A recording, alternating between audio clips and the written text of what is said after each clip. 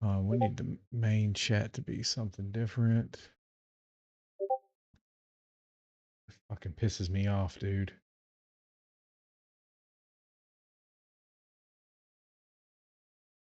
Okay. All right. Am I coming through? I don't even know if I'm coming through right now. Make sure. Hello. Hello. Okay. I'm coming through. Okay, get everything set up here. Looks like shit. Sometimes this is an exhausting adventure. All right. So there's that. Everyone else just gets 3 months of disco. Okay, I got that. All right, all right, all right, all right. Think we're live. Think we're live. Let's see. Can't be live because it hasn't done anything for TikTok yet. Where is my TikTok feed? Oh, there it is. It's over here. Cool. We're live. All right. Give it a few seconds. What is up, everybody? I'm going to give it a few seconds before we take off and start running. Let's see here. Give it a few seconds here before we take off. What is going on, everybody? So this is Lock Loaded and Goated. We are officially in the off season for college football, so we don't have much to talk about, but we do. We do have stuff to talk about. It's going to be interesting. Some of the things and how we're transitioning, and I got a lot to say. Uh, some of the things we're going to talk about today, and like I said, we're going to go all over this again, but we're going to talk about some recruiting because signing day is next week. Uh, the official signing day, anyway, not the early. But then again, we're going to also look at some of the things like giving Ohio State their dues and talking about what is wrong with Ohio State's national championship. There is cause for concern for Ohio State, not anything to do with like serious allegations or anything like that, but the fact that they actually lost money this season. So there's a lot to talk about and a lot to discuss, and we're going to get into it very shortly. Give me a few minutes. We're gonna get going. Oh, there's Crispy. We'll get Crispy in here.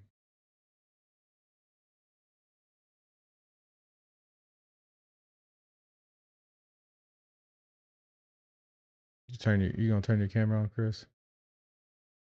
There you go. I don't know what's going on with this. Why it looks like this. I don't want it to look like this at all. This is not how I want it to look. I don't know what's happened.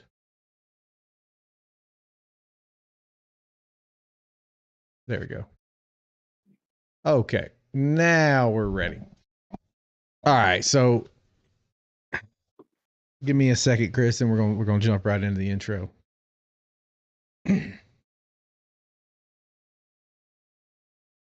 All right, welcome everybody to Lock Loaded and Goated. This is the Saturday night off-season chat. So here we are. We've hit the off-season. We have a new champion, and we're going to start talking about the things that really make the season what it is, the building block essentially of every program, and that is the off-season. A lot of things to talk about, a lot of things to consider. We have signing day coming up this Wednesday. We have a spring games right around the corner, and then we've also got some college football news that we want to discuss. And the first thing we're going to do is we are going to give props to Ohio State for winning the national title. So Ohio State has won the national title. They did it. They got on fire right at the end, and they literally pretty much dominated the playoffs. Chris, what do you think? Oh yeah, they definitely dominated.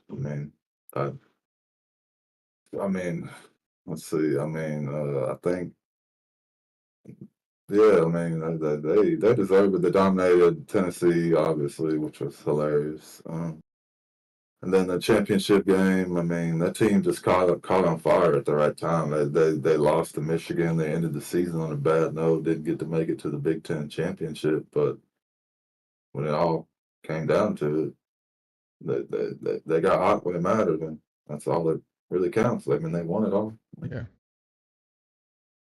I mean, hell, Yeah. they did have like a negative what $30 million budget or something like that. They had a Yeah. lot. Yeah. They lost a lot of money because they paid so Yeah. many athletes so much money. So I got a chat, Chigrigo or whatever your name is. It says Alabama was also hilarious. Alabama Milroe is gone, so Alabama's in better shape starting today. We're going to talk about Milroe and his struggles. What's going on, Jeremy? How are you, buddy? How are you? Still holding on to that has been game? I'm sure you are. But anyway, with that said, we're going to jump in and we're going to talk about um, we're going to go ahead and talk about freaking Ohio State. And like we talked about, Chris, what is that? It's loud. It's coming through the mic. Oh, Anyway, basically Ohio State. So we did talk about, they did win the national title fair and square. They won it. There's no issues, no debate on that. So the one thing that people are discussing is Ohio State did it on a $38 million deficit. So a $38 million deficit, meaning they won the national title, but they were not profitable as a football team this year. They actually were under, and that's rare. That's rare for teams such as Ohio State, Alabama, Georgia. But come to find out, Alabama was in a deficit. There was quite a few teams that have been net positive for many, many, many years that have actually finished this season with a deficit due to the nature of having to pay players. And so I've said this all season. People have argued, people have fought that we have tons of money. No school is going to give up $38 million a year lightly. I'm just telling you this. They might do it for a couple seasons, but no school is going to give up 38. It's a business, guys. No one's going to give up 38 million a year to continue to win. So essentially what I see coming down the pipe is there's going to be some regulation on this because no one's going to be willing to give up. It may be self-induced, but no one's going to be willing to give up that kind of money. So not Alabama, not Georgia, not Ohio State, not Michigan. So it's not going to happen that way. But with that said, we're now that we have alluded into Michigan, so Michigan allegations are coming out, Chris. I don't know if you've heard. I haven't really been paying attention. So Michigan has allegations with the cheating scandal that have come up, and now it is likely that the NCAA is going to get involved, and the national title is at risk. I'm not saying they will lose their title. I'm saying it. The NCAA is involved now.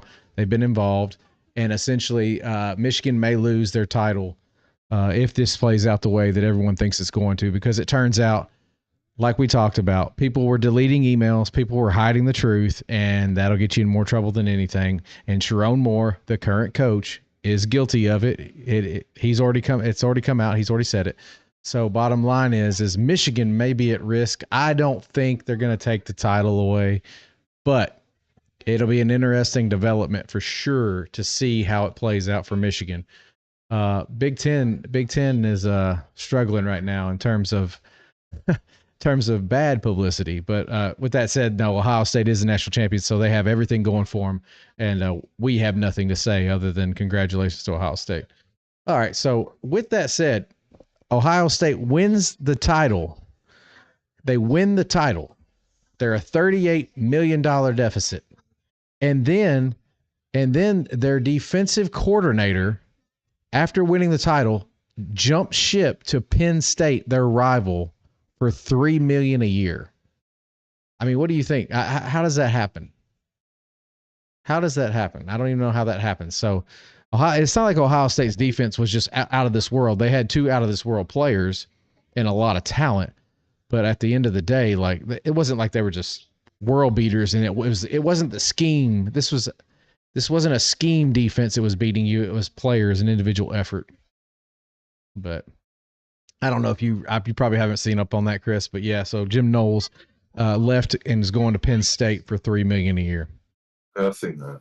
I didn't know it was a Ohio State guy, but I see. Yeah, so leaving Ohio State as a champion and going to essentially, their rival I think he was already making $2 million a year, so an extra $1 million. I'm sure Ohio State would have matched it. I don't know what's going on there, but it's interesting development because that $3 million, Penn State may not have been operating under a deficit. I don't know, but I mean, like, you can't go much higher. You're already operating in the negative, so what else can you really do? I just don't. I don't know what's going to happen there. I'm not sure, but it is interesting to say the least. So, Jim Knowles to Penn State is one of the big topics. So, moving into this one, Chris, I know you'll appreciate this. So, we have went to many spring games over the course of our history, and one of the things that came up and was posted today was Matt Rule at Nebraska is thinking about canceling their spring game. And anyone that has followed college football for a while, Nebraska's spring game is a staple. Alabama, before Nick Saban got there, their spring game was nothing. It was kind of just like every other team's, just mediocre. But Nebraska's has always been very good. They've always attracted really good crowds for their spring game. And now Matt Rule is saying the reason they're not going to have a spring game is they don't want people to poach their players and tamper with their players. I don't necessarily understand the why behind that. I don't get that, but I didn't know if you read on that yet or not. But that was an interesting article. Yeah, I seen it. You posted that. Yeah, it's just crazy to cancel yours because that's, again, that could be additional revenue, essentially. If it could be additional. War Eagle, hey, what's up, man? How are you? But anyway, it could be additional revenue, but again, I'm not sure. I was trying to see. I had an article I wanted to talk about. I gotta find it though. So this is an article that we talked about. What's up, Mike? How are you? So we talked about NCAA. This is from USA Today, and this is from Forbes. So the NCAA finances revenue and expenses by schools. So this was last year. So we're talking about branding. We're talking about money and generation of funds. And then obviously, like I said, Ohio State literally won the national title, but lost $38 million this year. So Ohio State last year was number one with $251 million worth of revenue. Their expenses were $225 million. So they netted $26 million profit as a program. Who would you say is number two, Chris? Number two in most revenue. Who was number one? Ohio State. Ohio State. Well, number two has to be around. It has to either be Texas or Texas A&M. It's Texas. So number two is Texas. Texas with $239 million. They also spent $225. What's up, Drew? How are you, buddy? They also spent $225 million. So again, not quite as good as Ohio State, netting them all, quite a bit less actually as far as profit goes. Who would you say is number three if we had to guess? Number three in revenue generated. Revenue generated. I would go with Texas A&M, another Texas school. It's the number one. I say that Texas is now in the SEC, but it's the number two team in the SEC, and that would be Alabama at $214 million. So when people talk about Alabama doesn't have funds, doesn't have money, Alabama is the third highest revenue generating university in the country as far as athletics go. And their expenses were $195 million. So they netted about $19 million worth of profit, which is less than Ohio State, but not too far off. I say this to say this. Michigan is fourth. Georgia did an excellent job as far as profit goes. They are fifth. LSU, sixth. Texas A&M is seventh. Florida is eighth. 9 is Penn State. 10 is Oklahoma. 11 is Auburn. So I'm going down this path. Tennessee is 18th. 18th. I say this because of Jordan in his article about brands. Tennessee is 18th, and they are behind the likes of Kentucky and Clemson, Florida State, and Virginia in terms of revenue generated from athletics and football. So pretty crazy to think that Tennessee is as good of a team and as good as a program as they've become is 18th.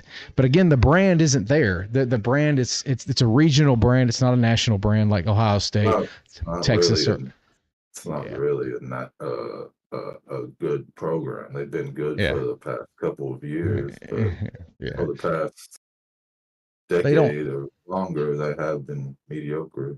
They just don't have that. They don't have that national attention. Nobody nationally. Ohio State. Obviously, they've always been Texas, Michigan, Georgia now because they've been winning.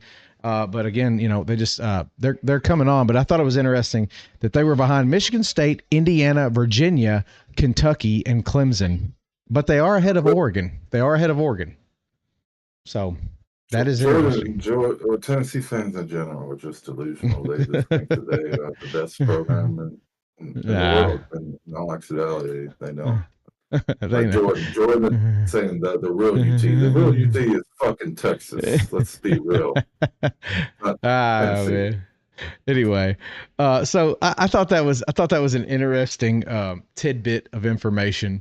It's in terms of finances because I did not think Tennessee would be that far down, and I didn't think they'd be behind Virginia, Kentucky. I think they'd be behind those teams because those teams really suck. I mean, their programs are very poor, and they have only been relevant, if at all, for very small windows, very small quantities.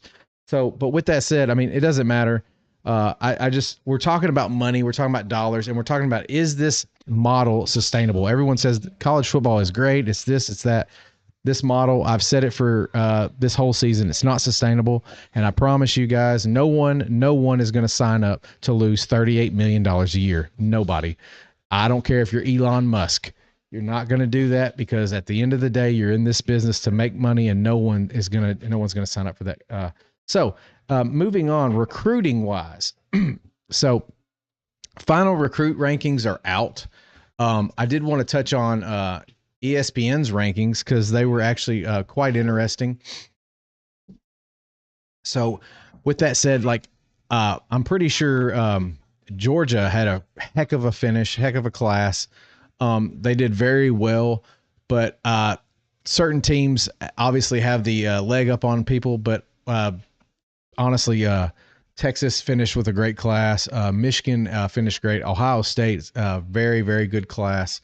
But the reason why I bring this up is Keelan Russell, an Alabama quarterback commitment and signee, he has now moved up to number 2 overall on the composite ranking. So he is number 2 ranked overall, basically on all different platforms. He's number 1 in Rivals, mainly because of his because of his talent. But he's our only hope next year.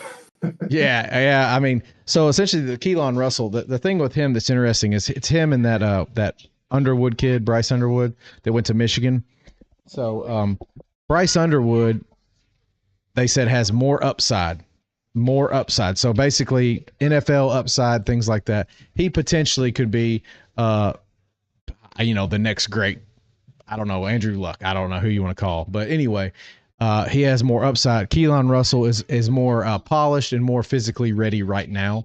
So he actually really showed up and is impressing the coaches, impressing the coaching staff, and essentially, I think we're going to be in good hands with him, especially if he actually can play. He played in the best football division in America. He played top talent in the state of Texas and was very, very successful there for many years. So hopefully we'll see what he can do next year. I think Ty still gets the start, but I think hold on.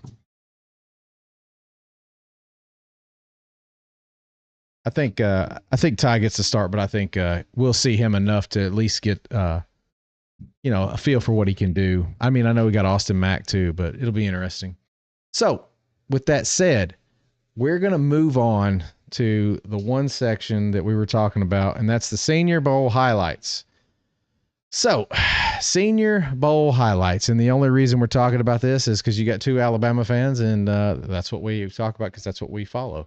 And with that said, the the big thing on everybody's mind has been Jalen Milroe as far as the Senior Bowl and how he's doing. So I've reported on this a couple times, but like Milroe has struggled greatly at the Senior Bowl. I don't think he's going to pan out to be a very high draft pick. I think people are watching him with good intentions, and they're essentially saying this is the guy that could pretty much dominate the game or be a complete bust.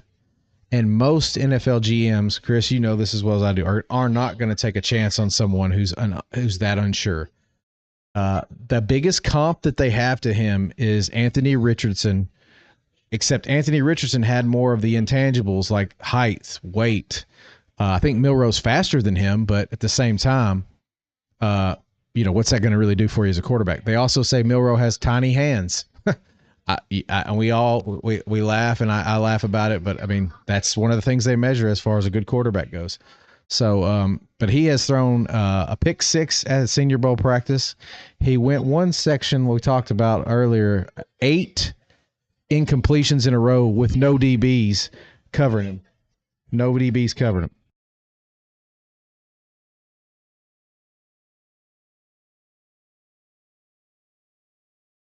Sorry.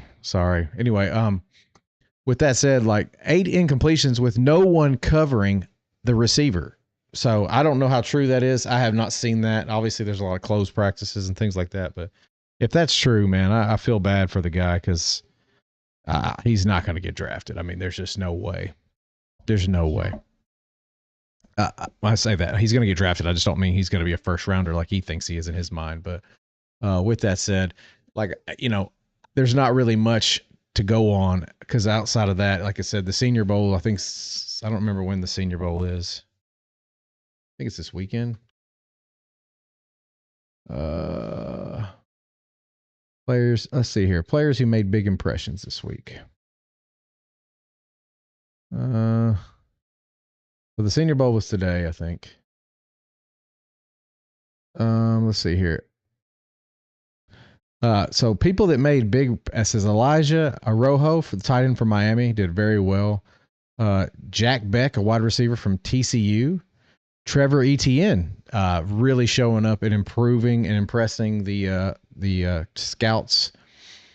Mike Green, outside linebacker from Marshall. He's the one that we saw literally just destroying people from Marshall. Tez Johnson, wide receiver from Oregon, really showing up and showing out. Shamar James, inside linebacker from Florida.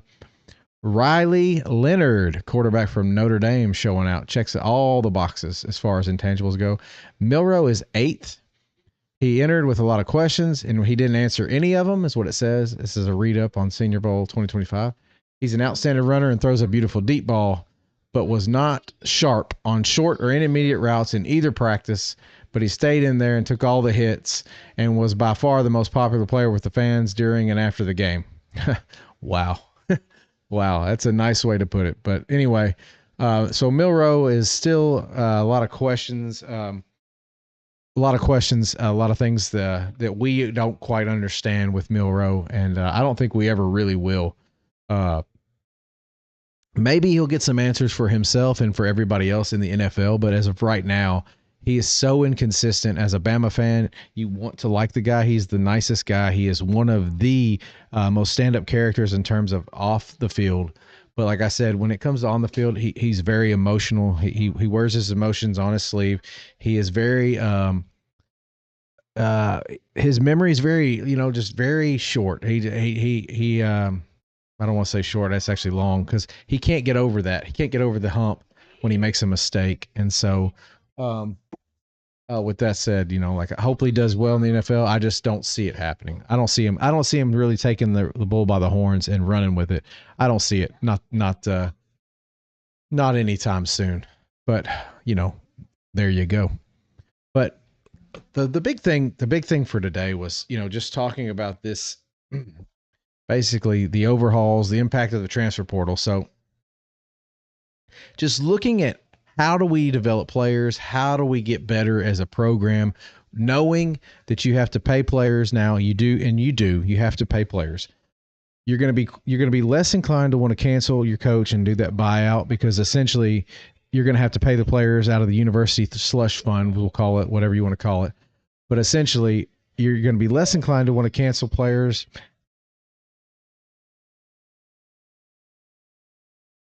So with that said, I just don't see how this model is going to be sustainable. Like I said, a salary cap is probably coming. When, who knows? But the big thing that I've seen, like I said, when you win a national title, and I know what people are going to say. People are going to say, well, you won a national title, but at the end of the day, you know, you don't see the revenue generated till the following year. I just told you Ohio State for 2024, that's not even the past season. That's the season prior, was still the number one revenue generating program.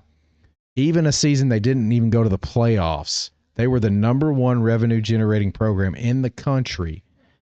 With that said, they still netted positive $26 million that season. This season that we just wrapped up, they are $38 million in the hole. No one, I can't stress it enough, and I'll say it 50 more times tonight, no one is going to continue to lose money. Universities are not in the business of losing money. I can tell you that. We could all talk and pretend like it's all about academics. It's not. It's about money. It's a business. And bottom line is this. When you win a national title and put one of the, I don't want to say the best teams ever, because it wasn't, very, very talented roster, the best team in college football this year, hands down. So when you put that team on the field and you still lose $38 million, there's something wrong. At some point, we have to all say this as fans. There's something wrong with the program, with the system. And I'm just telling you, Ohio State, excellent job of managing their roster. Excellent job. They should be commended for being able to put together that talent, because they were able to do something that none of us were able to do as far as any other school. And that was to get these top tier talents together, keep them together. And then obviously they got hot when they needed to, and they won a national title. But again, like I said, at what cost? Well, we know the cost. The cost was $38 million in the hole. So their roster, we've all talked about this. We've all talked about how much money rosters and everything. There's a $20 million roster. Their roster was up there. It was up there. And I will say this, if you do look at all the ins and outs and you go look at the Texas Longhorns Lamborghini deals and you start adding all that shit up. Yeah, I mean, there's other schools that are coming real close to Ohio State in terms of money spent. And it's going to be interesting to see how the NCAA manages, when they start paying out the funds, and then you actually have to perform services for your name, image, and likeness. That's going to be very interesting, because no longer will players just get a big bucket of money just for being on the team. They will from the university. It'll be revenue sharing. But even at the end of the day, revenue sharing is only going to get some players so much, as like right now, it's not going to be just a big drop in the hat. So it's interesting to say the least. And like I said, it was definitely worth getting on here to talk about that. We don't have much of a show tonight. The big thing we wanted to come on here and talk about was we wanted to talk about Jalen Milroe and his struggles have continued. He stunk in the Michigan game. He stunk for pretty much the second half of the whole season. I mean, he just stunk. I don't know what went on in his head. I don't know what's changed, but he stunk. It's carrying over in the Senior Bowl. He's struggling greatly. Me and Chris did not expect anything different. Not really. I mean, I don't know if you did, Chris, but no. You watch more NFL than I ever will. But at the end of the day, where do you see him going? Where do you see Milroe going? I bet it's a third-round pick, in my opinion. He's not gonna.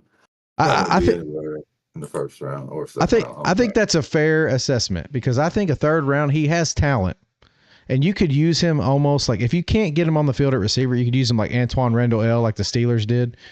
I mean, his speed is there. He's a big body. He's strong. I mean, he's not injury prone, so. You could use him in other places and really create a package with him. But third round's probably, I think that's probably fair. So, Chris, this is going to be a question for you. I know I've been rambling on.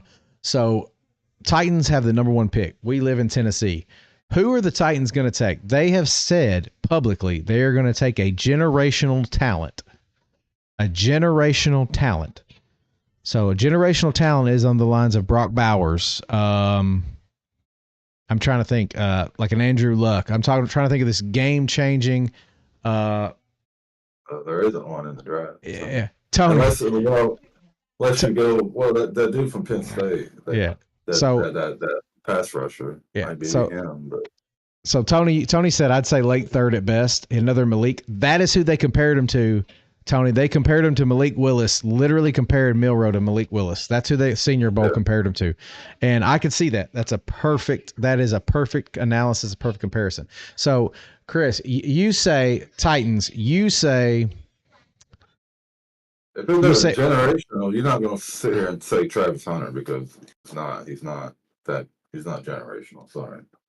No, I mean, I just don't know. If the Titans take Hunter at 1, that's a reach. I'm not saying he's not good. If they were smart, they trade and get a bunch of picks. Yeah, because there's not a good quarterback in this draft anyway. Tony, and you're in here. You could give us some insight. Who do you think the Titans go with? They have said they're going to take a generational talent. The Penn State defensive end is not worth the number 1 pick. He might. That's why I think you should trade out of it. Yeah, he might end up. He might end up being worthy of a number 1 pick later on in his career, kind of like Micah Parsons. Micah Parsons. If you went back and looked, you'd probably be like, oh damn, somebody should have took him number 1. But I don't know who they go after. Shedeur, I just don't. Yeah, that's what I'm saying. They should make a trade and go back to like 5th or 6th and get a good Penn State's defensive end. Get maybe Travis Hunter. Yeah, get something they need. I know they need a quarterback, but Cam Ward and Shedeur Sanders are both trash. So that ain't gonna solve anything. So if Titans are smart, JG says if Titans are smart, they trade with the Giants, gain a first next year, and get Carter at 3. That's fine. That's JG. I think that's a smart play. Tony says Carter's worth a 4 or 5. That sounds really good to me. You gain a position of need, and then you trade down to acquire draft capital for next year, and then you go after Arch. Yeah, that's what you need to do. You need to go after Arch. Yeah. And we don't know necessarily if Arch is going to be the quarterback that his family was. We don't know that. He does check all the boxes for intangibles and things like that, so it's going to be hard. And he does bring a brand with him that any team would be lucky to have. So does Shedeur. But Shedeur is not. The Sanders name is not known for quarterbacks like the Mannings are. It is what it is. It's way different because it's quarterback. So. Yeah. Eli wasn't that great, Tony, but he had moxie. If that's what we're going to, you know what I mean? Eli beat Tom Brady in the Super Bowl twice. That's greatness to me. I'm just saying he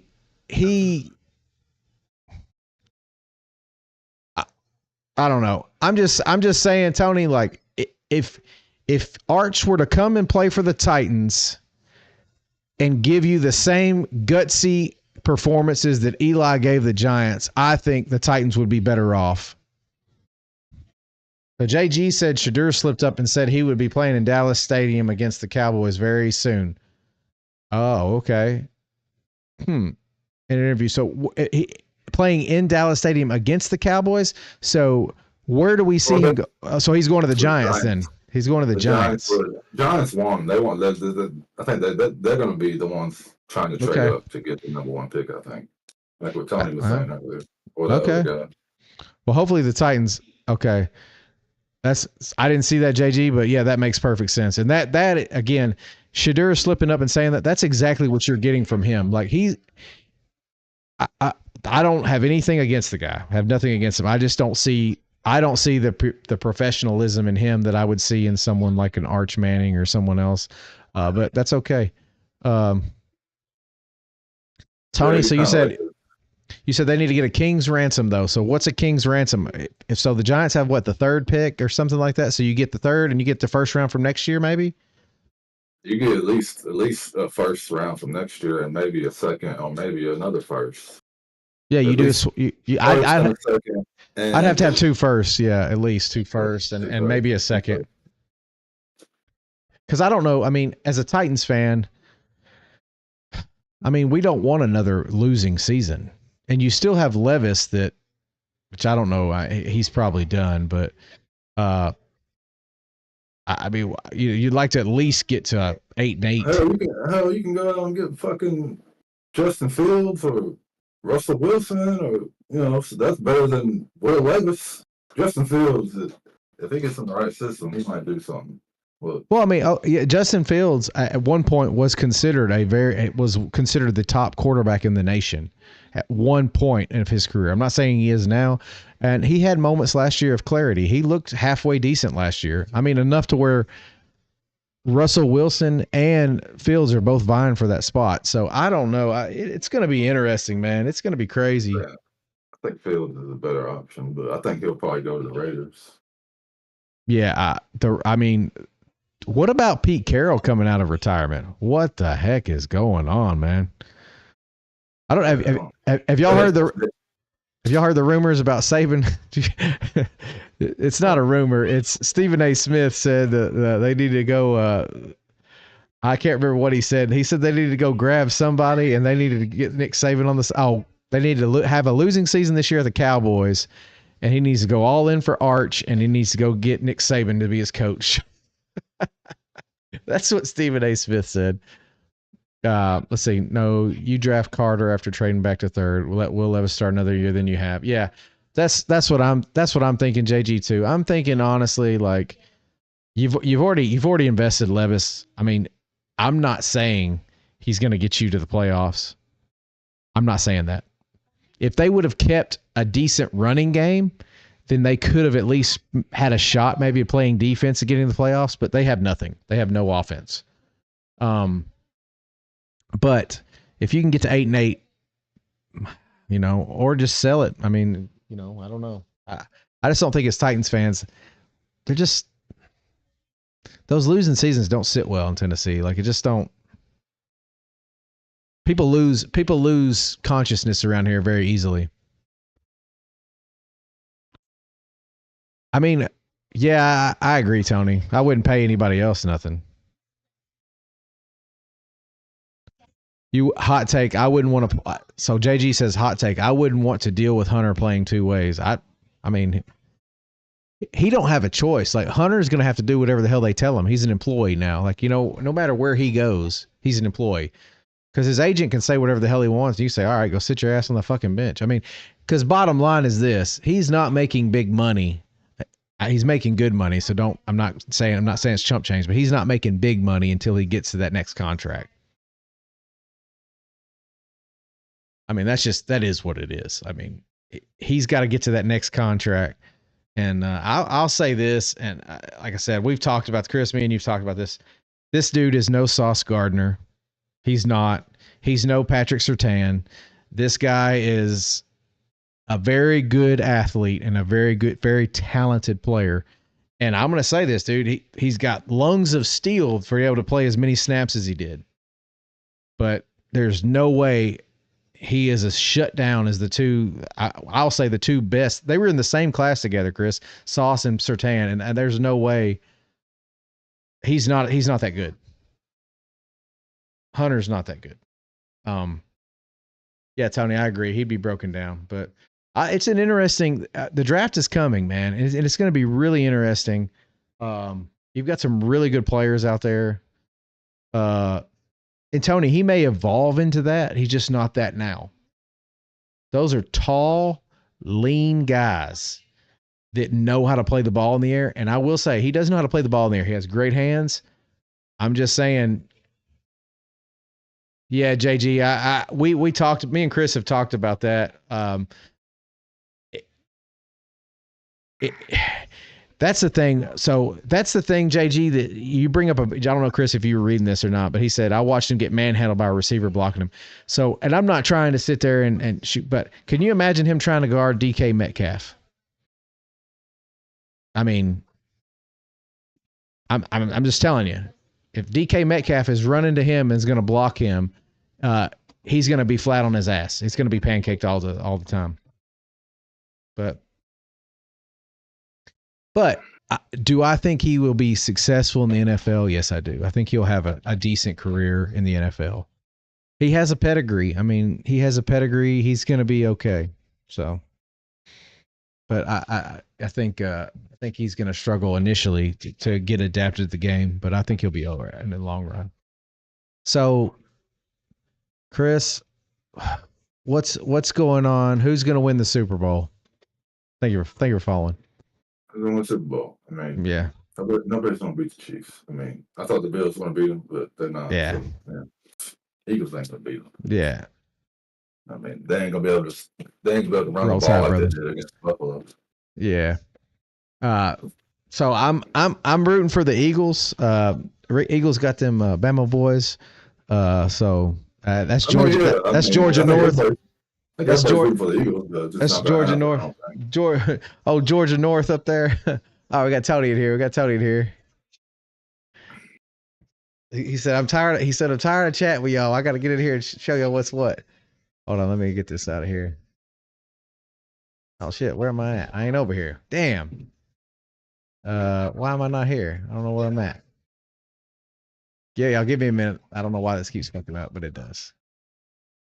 All right. Damn. That ain't working. Shit. Where'd that go? Window capture. Okay. We can't hear you, Tony, if you're trying to talk. He ain't talking. No. Maybe he is. I don't know. Tony, you talking? They said he's fixing his audio, I think. Oh. I don't know where my shit is. Where am I not? I'm not here. He's talking, but it's still not working. I heard it. Well, I've seen this. Not live. All right, let me add this real quick. Window capture. Thank you for following, JG. Appreciate you. All right, do that. Tony, what the hell are you doing? Nothing. I just figured I'd hop on because I got tired of using my thumbs. Yeah, exactly. I don't know why. You're supposed to be here anyway. Is that apple juice, Tony? Apple juice, yes. Okay. This one packs a little punch. Which one are you partaking in tonight? Oh, this is just some Woodford. This is 90 proof, so nothing crazy. I love Woodford actually. Woodford's apparently good. You're too good for Woodford. Who?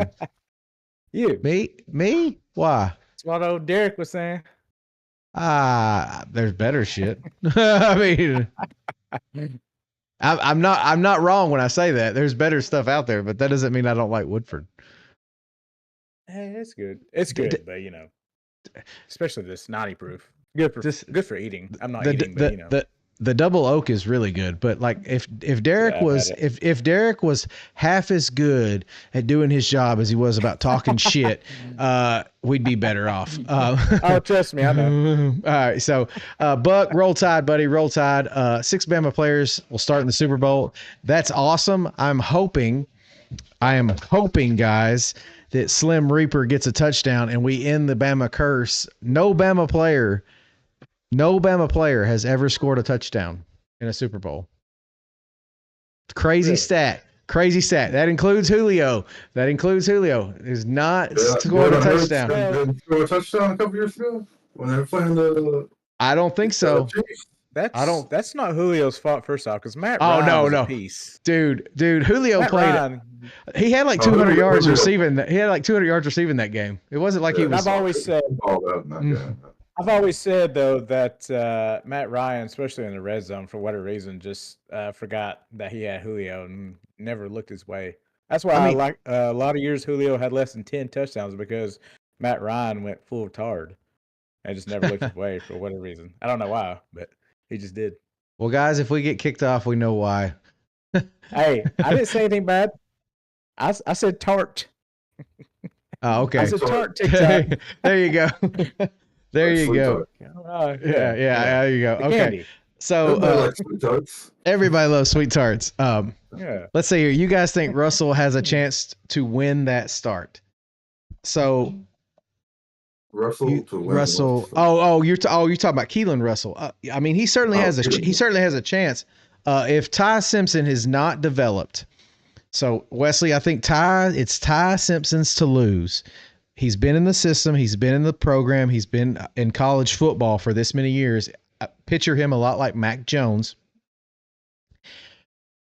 he has to lose the job. But do I think Keelan Russell is talented enough to win the job? Absolutely. Absolutely. So, Tony, did you hear my stat earlier? I know you're just coming on, so we're going to regurgitate some stuff. We got some new people in here, but did you hear my stat? Ohio State wins the national title. They finished this season $38 million in the hole. So they're in debt. In debt. This season, thank you for following, Wesley. But this season, I'm just talking about this season. I told Chris, last season, they were number one in revenue over Texas, and they profited $26 million. So good for them. That's what it's all about, is making money. I don't think he's going to. I said I don't think he's going to. I said Ty Simpson Stonewall. I said Ty would be the guy. Zero chance when you add in ticket sales and merchandise. This is coming from Ohio State. This is coming from Ohio. They were $38 million deficit. I mean, their revenue was all through the charts, but $38 million in deficit. You got to think about the money they're paying the players this year. The year before they finished with, I told Chris the numbers earlier. It was $239 million in revenue. Number one in the country, Ohio State. They profited $26 million total. They are spending a ton of money to get players and talent in there. I mean, it is what it is. Yeah, I have not seen the breakdown, JG. I'm telling you, this is coming from Ohio State. This was coming from Locked On Buckeyes from 247. So literally, and when I tell you this, I'm not.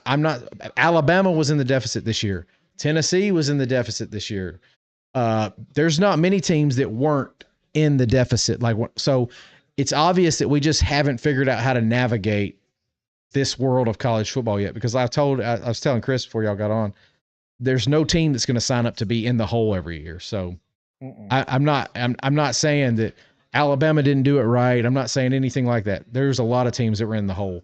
But the big thing that I did say was Ohio State, 2 years in a row, I think, is the number one revenue generating program in the country, which is odd because I would have thought it was Texas. Texas is clearly number two. But, I mean, Texas got money. Yeah, I mean, you can have money, but hell, you're going to bankrupt your institute. I mean, well, I know, and I don't think it's going to be like that forever. I don't think Ohio State's going to have 2 years like that. I mean, they went out and got Chip Kelly. So JG, when you're sitting there talking about, don't look at it bad. They may have paid like Chip Kelly's buyout for him to come over, or they may have done something along those lines. We don't know all the ins and outs, like you said. The breakdown's not clear. There was probably some money exchange, things like that. But with that said, it'll be interesting for sure to see how they move going forward.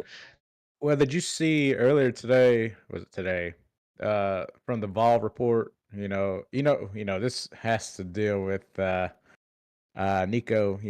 Whenever the big, because they were trying to get Tennessee for what was it at the time? Of course, it's not illegal, but anyways, the NCAA and Tennessee, they reached an agreement on its NIL lawsuit with the university today, which means NCAA loses its power to restrict NIL deals. So I know we're talking about caps and all that, but with that happening, that's probably not going to happen. So Tennessee fuck college football again. Kind of. Yeah.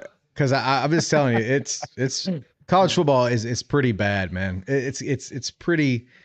So this is how bad it is. Like I said, this national title game wasn't top 5.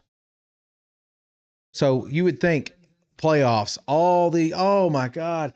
When I talk about top 5, I'm talking about ratings. It wasn't even in the top 5.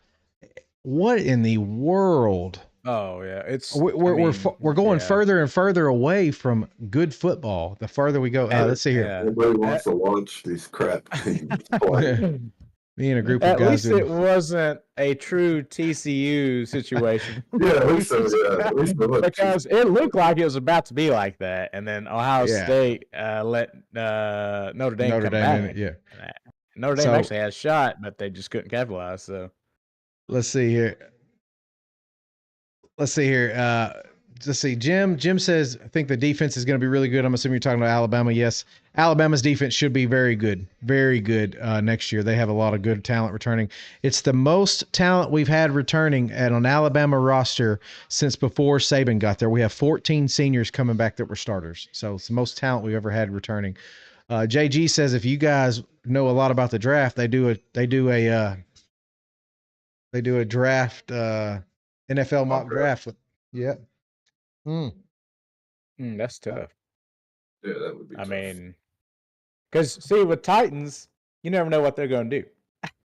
They might just sit on it and keep it. This just depends. But like I said, it would have to be a deal to blow them out of the water. It can't be another J-Rob situation, which I mentioned on the chat earlier. Literally all he did was swap first-round picks with the Eagles, and believe that was about it. And they got AJ, and we might have got a third, but that's crap. Yeah, they need at least 2 firsts and a second, at least. Yeah, you got to get, obviously, their first. Oh, yeah. They wouldn't get out of not giving their first this year. You get your first this year, first, and then maybe a second or third in this draft, and then I'd want their first next year. Yeah, you would need the first next year. And probably the second or third next year. Like I said, go back and look, like when Chargers drafted Eli, and then Giants drafted Phillip Rivers. They swapped, but Giants gave up a crap load of picks. Now it paid off for them finally. It took about 8 years, 10 years or whatever, but they finally got it done. Chargers didn't capitalize. I mean, Chargers actually had some really good draft picks out of like a lot of those picks they had, but obviously they just couldn't win anything for whatever reason. But that's something. We'll see how bad. We'll see how bad they want Shadur. Let's see how bad they want him. Well, I hope they want him bad like they want Eli. Because I mean, I'm all for that. Honestly, like, I don't know. I don't see him as a first round. I don't see him as a. I don't like him. I don't like him as a quarterback. I don't like him unless I could get him in the second round. I don't like the guy. I don't think he's. I don't know. I don't know. Maybe he is the next coming, but I don't know. He might, but he's not. He's not one of those locks. He's so full of himself. Yeah, usually every year there is at least. Well, he's Deion's son, Chris. He's Deion's son. That's exactly. Exactly Deion Sanders. That's what he's lived up with. That's what he's grown up with. That's. Yeah. Let's see. I think the Giants just hired the Miami OC. I wouldn't be surprised if they went Cam. Cam is as close to a lock at quarterback to me as there is in the draft this year. Cam Ward. All around. I mean, people give shit because of his questionable, his turnovers at times, but it was all that Miami had. And I keep seeing people compare him to Will Levis. That's not even close, because when Will Levis was at Kentucky, even I knew it, a lot of people knew it, he wasn't very good. I think his career his best year, passing-wise, he might have had like 20, a little over 20 touchdowns, a bunch of boneheaded mistakes to go with it. Hell, I've seen it firsthand back-to-back years. So whenever they beat him in Kentucky, and then they got absolutely destroyed in Knoxville. And I was the guy saying they better not fucking draft him. And they did. So let's see here. JG says, what are your thoughts on Dart? Another project. Yeah, I've heard. Project guy. So the two names at quarterback that have generated the most buzz at the Senior Bowl have been Jalen Milroe and Jackson Dart. And unfortunately, neither one of them have had stellar Senior Bowl highlights or practices. Both of them have had moments of glory and moments of real poor effort. So I am not sure that Jackson Dart did anything to help himself. I think he is right there with Milroe. I think both of them have their strengths and weaknesses, but I don't see. I don't know who is telling Milroe he's a first round pick, and I mean, it's probably Mel Kiper, and he sucks. That's probably what it is. But I think Dart is kind of like I think he's better, but Ritter come out of Cincinnati a couple years ago. Okay, he's like one of those quarterbacks. He's kind of slim, lanky. He doesn't make like all the exceptional throws and all that. Even though Ritter was like an early second round pick, I think, from Atlanta. But he reminds me of Ritter in a way, and now probably more potential if he gets someone, gets with a team that can somehow, I don't know, max out his talent that he does have. But I don't see Dart being really anything when it comes to NFL. Good college quarterback. Is he a system quarterback though? Because like I said, he was with Lane Kiffin, and I say that to say this, that Jake Coker looked good with Lane Kiffin. Yeah, you know what I'm saying? I mean, to me, and I know it's another Ole Miss guy. Jackson Dart reminded me so much of Chad Kelly when he was down there at Ole Miss with those Hugh Freeze teams. That's who he reminded me of. Just he's got some swagger about him. He can run with the football.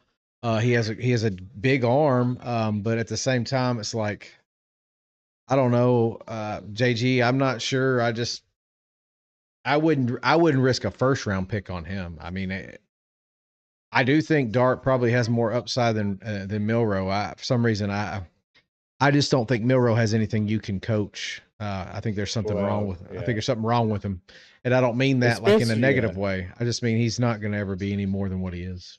I'll say if Spencer Rattler is in the league, I mean Dart's going to get his shot. Hell, if I was the Saints, I'd probably go after Dart.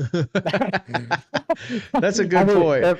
If I was going to waste my time with Spencer Rattler, I think, hell, what are you going to lose? Throw a dart, Let's throw a dart. See if it sticks. That's a good point. That's a good point. I think I could easily, looking at what's in the league now, I could easily see Dart finding a home.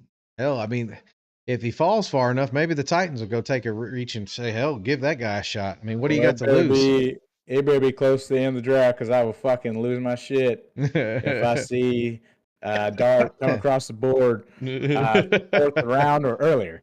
I better not see that shit. So they draft him in a second.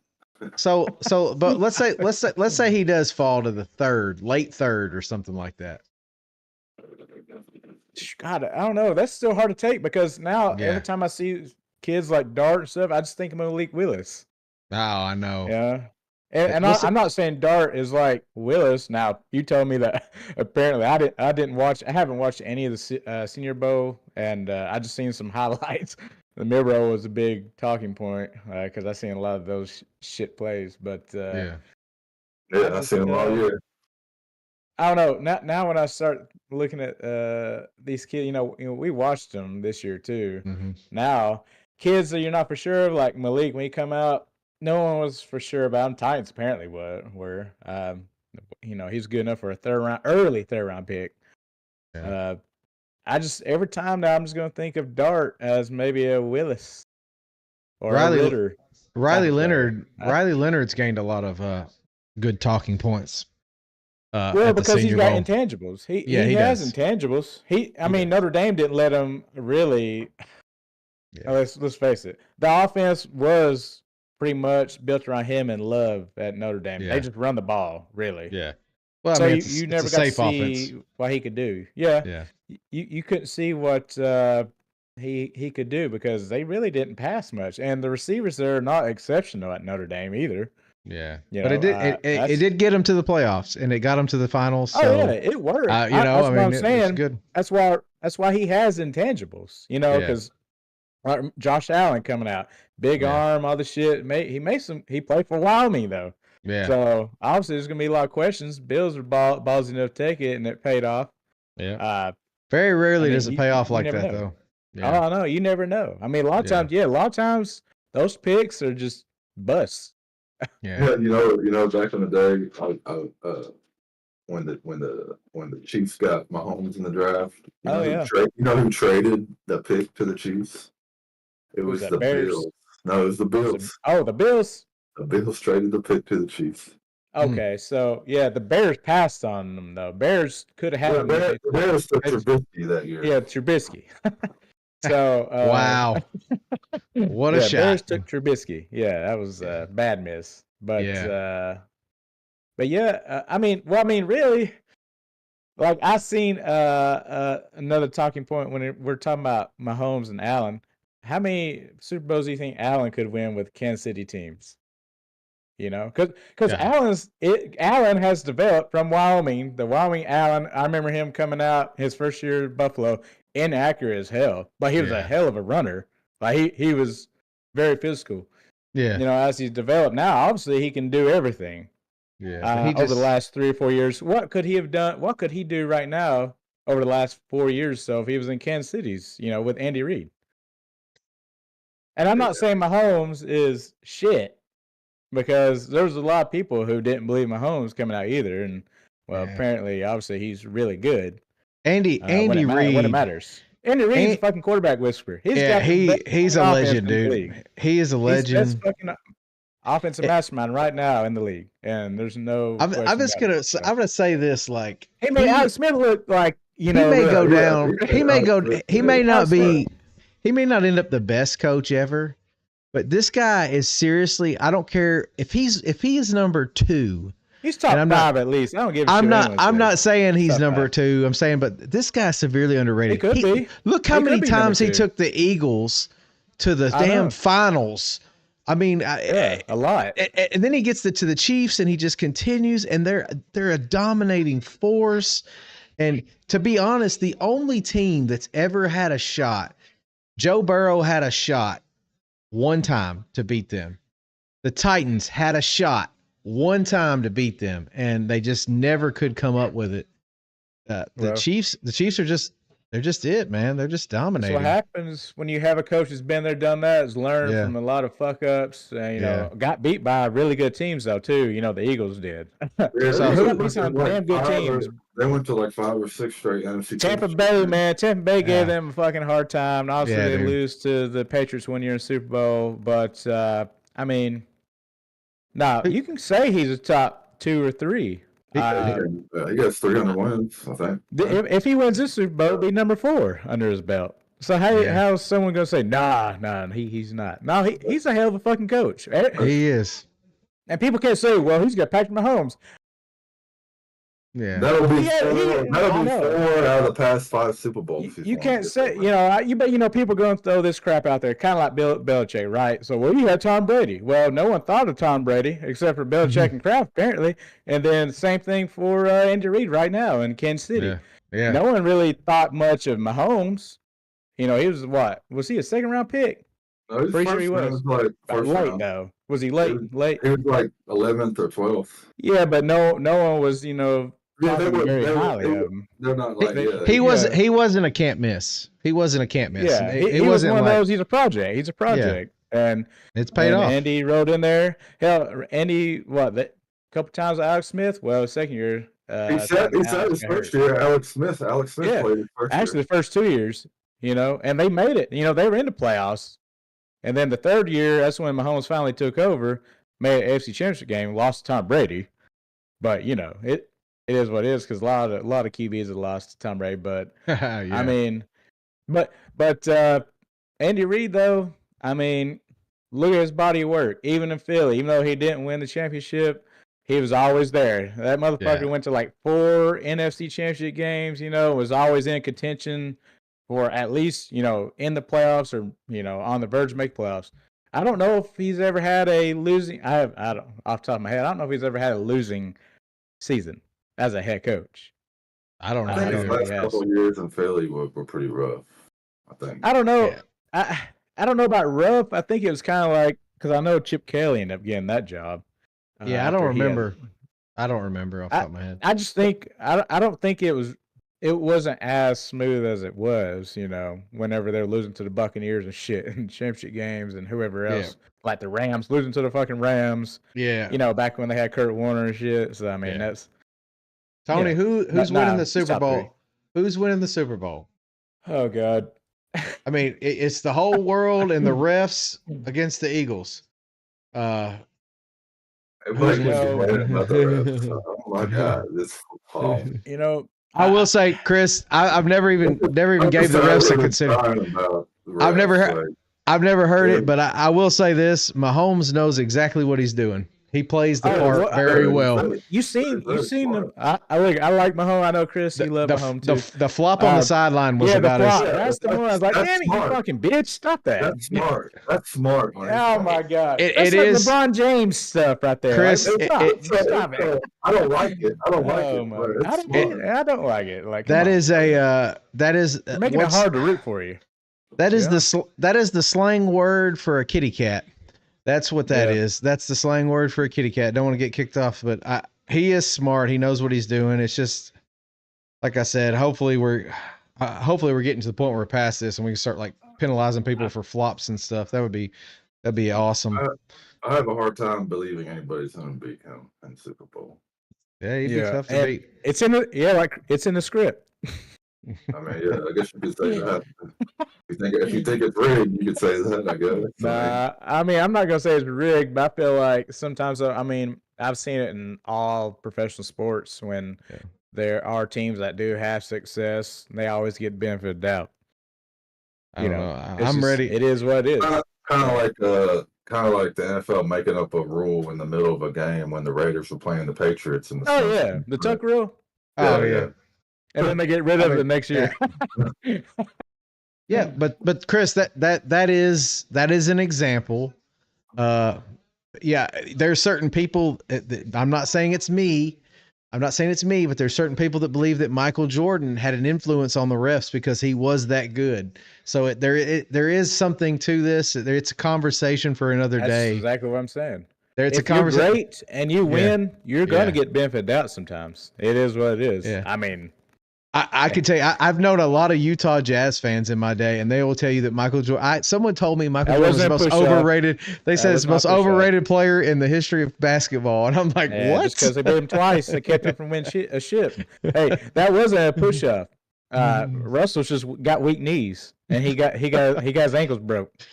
If Michael Jordan's 4 fingers made him fly that far across the court, well, he should he should do more squats. I mean, that was just a great shot. I mean, the fact that he even nailed that just off his back foot. I mean, it was just a miracle. But Dr. Carmen over here says there will never be an anti-flop rule for megastars. I agree. In hockey, though, in NHL, they do have embellishment. You know. Well, they let you start in hockey, though. I mean, they try to stop it now, but NBA even has their own type of embellishment rule, but you don't see it enforced as much. Like NHL, they do enforce the shit out of it. Like if someone gets legit tripped or something, but if the player just over exaggerates, they'll call embellishment. So they'll call embellishment and tripping. So both go into the box and be a 4-on-4. You know? Yeah, that's how they do it. Yeah. If you over-exaggerate, you get the penalty, even though you're legit trip. But if you're out here just being a LeBron James, over-exaggerating, then you're going to get embellishment caught on you. But, it's not even LeBron James anymore. It's everybody. Yeah, it's not even one player anymore. It's everybody. LeBron is the founding father of it, though. LeBron is a whole different level of. The problem with LeBron is 6'9", 260, and he's acting like he's the smallest guy on the court. He acts like he's Muggsy Bogues out there. He's getting taken down by guys who are about 6'3". Oh, Muggsy Bogues, man, he can play some ball now. Muggsy Bogues, I bet Muggsy Bogues whip his ass in the fight. You know who would have never ever done that? Like, think about I know it's not the same, but Shaq, Tim Duncan. Think of those players. They would have never. Carmen's right. Yeah. They would have never let you bitch them out like that. They would have stood there and looked at you if you tried to run them over. I mean, it was just totally different game back then. If Shaq tried to flop, I think the ref would just laugh at him. I know. Get your big ass up. Get your 320-pound ass up. You're 7'1", 320-pound ass up off the floor and get down the court. But you know as well as I do, it happens now, dude. It happens anyway.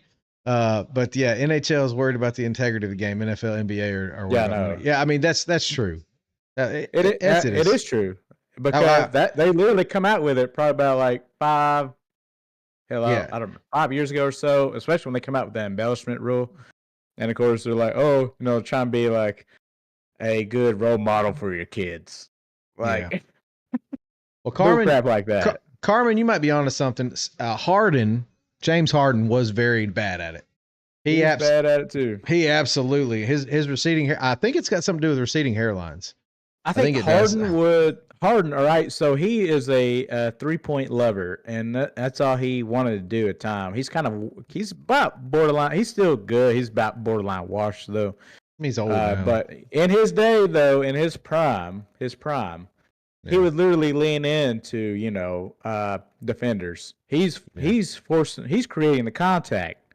Yeah. So then he's getting a foul call. See, that's horseshit too. I think they've addressed that in college basketball. I don't think you can lean into the shot. You could get carded with a charge now. I think in college basketball. Yeah, NBA though, NBA though, that's still not a thing. You can create. See, that's what's horseshit. And it's like NFL also. Sometimes offense player creates it. Like head to head, they call targeting. Like in college football, the offense player creates it. NFL, hell, you'll see it's bang bang, and a lot of times it's not even helmet to helmet contact, but because the guy was laying on the ground, now he might be dazed and confused. Yeah, because he got laid the fuck out. Yeah. But it doesn't make that an illegal hit. So yeah, I've never liked the idea of a runner, someone who has ran past the line of scrimmage. I've never liked the idea of there being a targeting call. Yeah. I don't even care if you're a quarterback. I don't care. I do not. If you run with that football, there should be consequences for your fucking actions. And bottom line is, it shouldn't happen. I don't even care if you slide. If you don't slide early enough to be down, don't wait till the end. Yeah, I mean, I don't understand it. I don't understand it. Like I said, the game is it's not what it used to be. We know that, but it'll get better, man. But beyond the line of scrimmage, obviously you're a runner. But of course, a lot of times, Carmen, you're 100%. You're 100% correct. You are 100% correct. If fantasy were to die tomorrow, the NFL would die too. That is the only thing. That's the lifeblood right now for the NFL. Boy, all this money that goes into fantasy football, betting, all this stuff is huge for the NFL. It's huge. Yeah, they're making big money off that shit. Oh yeah, they are. Yeah, FanDuel, DraftKings, yada yada. Huge. And the NFL, as far as marketing goes, the NFL they're top notch. They're top they do a hell of a job marketing. Yeah, really great. They got like the best commercials and all that shit. Yeah, they know how to showcase their players or whatever. Yeah, other leagues still don't know how to do that, but yeah, I know. You don't think targeting is dangerous at all? Look at Antonio Brown. Oh, we didn't say it wasn't dangerous. No, we didn't say it's dangerous. We said if you're a runner and you run past the line of scrimmage, if you get hit in the head at trying to make a catch, I don't agree with that. Like if you're off the ground like Michael Irvin and you get like just that was an accident. That wasn't even targeting, but I mean, Antonio Brown's hilarious. That was he almost got killed when first hit him. That was a legal hit. Yeah. That was not a regular. That's not the same thing though. That's not the same thing. Yeah. But like Brown's hilarious though. He's grown on me the last couple of years. I know he come off as an asshole and crazy as hell, like after the Raiders scenario. But man, he's hilarious. So. His tweets alone got me. I'm a fan now. I never liked him. I never liked him when he was in the league. Now I love him to death. He's funny as hell. He should be a comedian. He's hilarious. He actually should. Yeah, he is hilarious. I'm not saying that targeting is not dangerous. I do not think if you are running the football across the line of scrimmage, that is what I said. Running the football across the line of scrimmage. You should not be eligible for a targeting call, especially when you can lower your helmet and hit right in. You can lower the crown of your helmet and hit any player in the helmet that you want as a running back or a quarterback. That's not fair. Bottom line is if you're ball carrier and you're ball carrier and you lower that helmet, that's on you. Yeah. No one's making you do this right here. Okay, no one. Yeah. You can just go straight to the ground if you want to. Defenseless receiver is the worst. A defenseless punter, because the punter is probably the worst for me. And the reason why I say the punter is when he does make that punt and he's off the ground and he gets hit. I mean, like when I say hit, you guys know what I'm talking about. Like sometimes they just get hit, but he's truly in the air. defenseless receiver, yes, 100%. That's exactly the kind of stuff that I would still consider targeting be very dangerous, and I would consider that to be an issue. 100%. Don't want that to happen to anybody. Quarterback's blindside, but someone grazing a finger over the quarterback's helmet. No, I don't silly. think that's stupid. Well, it could be after the throw, and a defender, say an end or tackle, whatever's coming in, and they're going for the ball, or just trying to mess up the quarterback's throwing motion, and they're 2 fingers or so swipe across their face. That's bullshit. Okay, I'm just gonna say this did not affect that quarterback in one way or another making that throw. That soft ass hand ain't gonna hurt that hard ass helmet. I promise you. I mean, now if somebody just gets reared up and like speared, punches, bam, or something. That's different. If you're throwing punches, stuff. Maybe if you like rip your helmet off, like Myles Garrett, go after someone, we might call targeting that. Yeah. No, Brad. What's going on? What's going on in the game? Yeah, hopefully Arkansas is beating Kentucky. I hope. Was that basketball? Coach Cal. Yeah, Cal in Arkansas. He got his ass whipped in Knoxville about 3 weeks ago. Tennessee knocked off Florida. Yeah, and that's without Ziegler too. We lost Ziegler. I didn't even play. Yeah. And because Jordan sent me the text saying Ziegler's out. I was like, oh shit. I was like, it's an L before he even started, because we're already down a few players. I think Rick Barnes walked in today's game with only 7 scholarship players, and the rest, kind of just walk-ons, whatever. Brian and still whipped Florida's ass by 20. So that's what drives me crazy about basketball. What the hell happened to Tennessee? Lose like that to Florida. Yeah, what happened to Tennessee though? They were number 1 in the country. Then they went on a 4-game losing skid. Like, it made no sense. I mean, now the SEC is very deep, but I'm just saying, Auburn's hell of a team. I love Bruce Pearl. Y'all play them as good as anybody. Y'all play them as good as anybody. We were chatting that night because I was watching the game, and it was a good game other than like kind of BS calls here and there, but it was still a tight game, whatever. Now, the Kentucky game pissed me off the other night because Tennessee lost by 10, but they wanted to shoot 45 3-point attempts. Okay, that's cool enough. You make about close to half, but you only make 11. Yeah. You only make 11. Alabama, that's man, they have talent. Alabama has talent. How far they're going to go, I don't know, but they have talent. It's probably their deepest team they've ever had in terms of overall talent right now. They beat Georgia tonight by a lot, but I'm very curious, which Georgia's not like a powerhouse, but I'm very curious to see how the SEC does in the tournament, because I think we really we've got a shot at 2 number 1 seeds, which is unheard of for us. Yeah, you're right, Brad. Basketball. Yeah, you're right, Brad. It's gonna be a fight. I'm a Bama guy, but if I had to say, I'd say Auburn's gonna be pretty tough to beat. Maybe we get them at Coleman though. We might be able to get them at Coleman, but going on the road at Auburn, we'd play them twice. It's gonna be very tough. It's gonna be very tough. Tennessee, we played Tennessee twice. It's gonna be tough. Tennessee's a tough out. We got Missouri coming up. They just beat Mississippi State. They beat them easily at Mississippi State. So SEC is deep. They're deep. It's Hey, crazy. Brad, I told a buddy of mine that night the way when Tennessee was shooting the ball against Kentucky after that loss, I was like, I'm about to just be a fucking Auburn fan in basketball. Because I like Bruce Pearl anyways. But if I got to go through this shit of watching 45 threes chucked up and you only make 11 of them, I'm about to Rick Barnes. I was actually said, which I was kind of joking, but not. I said Rick Barnes should just be fucking fired. Oh, get out of here. Get out of here. Nah, get out of here. Well, joking and kind of not. Yeah. That's what I said. Don't even mess around like that. Dude, no, that's bullshit. If you're not, if you're not hitting close to at least half of those fucking threes, then stop fucking jacking shit up. Your team, no one can make shit. 11-45.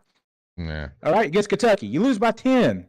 If you just drive to the fucking paint, maybe, I don't know, get a foul, maybe shoot some free throws, or hell, maybe hit a couple easy buckets, and you might win that fucking game.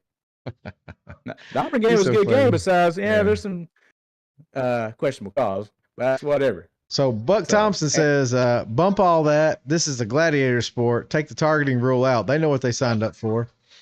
Well, I mean, yeah, because so Buck, here's my thing when it that the targeting years ago when the NFL kind of brought that to light was you can't be launching yourself, kind of like NFL blitz. You know, you can't be leaving your feet and drilling someone with the crown of your helmet. That was targeting. Now it's like, oh, helmet to helmet targeting. Let's go review and let's see if we can eject him. That's fucking stupid. No, because a lot of times the offense player initiates the contact. Yeah. So it is stupid. When we played football, we were always taught you put your face mask, right into their chest on either side, and you drive through them. And most of the time, your helmet would come up. You're not leading with the crown of your helmet, but you would hit their helmet, their face mask at some point.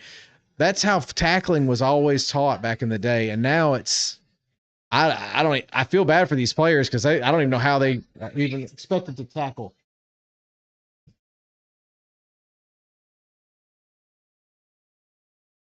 Anyway, we lost Brendan.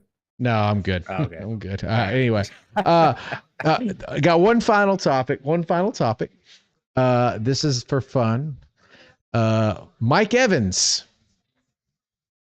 is on ESPN. He says he is mulling over the chance and the opportunity to join USA for flag football. What? Yes. I mean, he probably dominant if I had to guess. Oh, dude. He's who I'm throwing to every freaking time. I mean, yeah. So fuck it. He's out there. Jack that shit up. He'll go. 2028 LA is going to host the Olympic Games. And he's saying he'll be 32 in August and got one more year, but he's like, hell, he might, He might retire because, I mean, he's had a lot of injuries the last few years too, like bad hamstrings and shit. This is crazy though, and I want you to listen to the stat. Here's the deal. He is tied with Jerry Rice for the most consecutive 1,000-yard seasons at 11. At 11. I mean, he's Mr. Consistent. That's freaking awesome, dude. I remember when he was at Texas A&M. Son of a bitch. Yeah, he's Mr. Consistent, and you know what else? He also doesn't bitch. Now I know a few years ago he got into the altercation with Lattimore when they were down in New Orleans. Lattimore's had his number somewhat, except for the last year or two. But other than that, hell, he's actually been hell of a professional too. Yeah. I don't have anything negative to say. And all that shit. And I'm sure there's times where he gets frustrated because, trust me, because I have Mike Evans on my team, and I'm wondering why the fuck does he not have a catch here after the first quarter and only one target? I think that's crazy. But hell, he doesn't bitch. Now he might say something sideline or something, but he doesn't, go to media like some receivers do. Yeah, he's good, man. He ultimate professional. Like I said, I don't have anything negative to say about him at all. But with that said, we're gonna wrap it up for the night. We've all got shit to do. Me and Chris have got some arena breakout. With that said, thank you guys for tuning in. Those of you that stuck with us for Lock, Loaded, and Goated. This was the Saturday Night Offseason Chat. We're going to do this every Saturday night, 8:30. Just shooting the shit, talking about college football, any topic really that we decide. Just to make it through the offseason. And then when college football ramps back up, we'll go back to two times a week. So we are available via podcast on Apple Music, Spotify, and Amazon Music. And again, we're here on Twitch, YouTube, and TikTok every Saturday night, 8:30. So appreciate everybody for stopping by. Give us a like, follow, subscribe, and we will see you all.